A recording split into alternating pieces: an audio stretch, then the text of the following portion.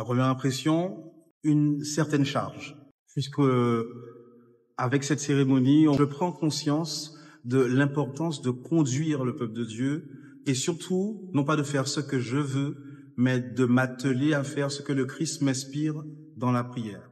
Et c'est là le challenge.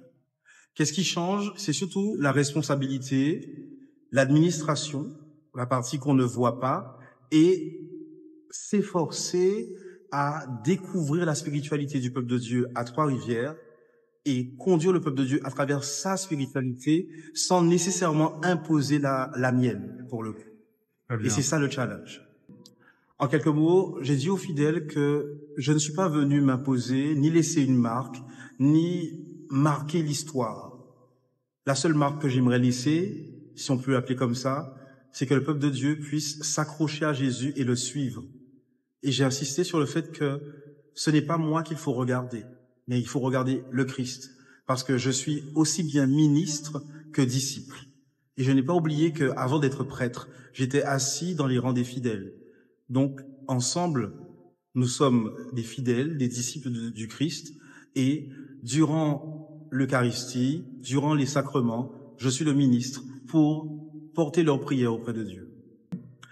Alors, à la demande de l'évêque, ma priorité première, c'est la catéchèse.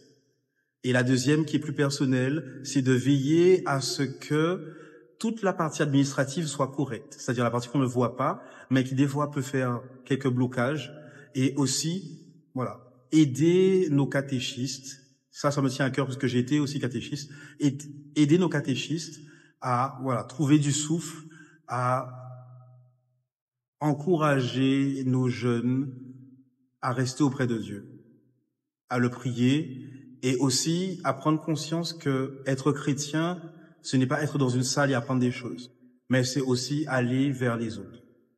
C'est vrai que c'est particulier de commencer un ministère, voilà, là où il n'y a pas d'église, si on peut dire ça comme ça. Mais pour moi, ce n'est pas un challenge, puisque nous sommes l'église et le bâtiment est la matérialisation de cette église. Donc ce n'est pas un frein pour moi. Au contraire, ça m'encourage à dire au peuple de Dieu que nous sommes l'église, que c'est ensemble que nous allons pouvoir faire des choses. Et que, justement, lorsque nous allons pouvoir réintégrer l'église au moment où il le faut, on va pouvoir l'intégrer sans se dire je rentre dans mon église, mais plutôt je vais accomplir en église ce que le Christ me demande.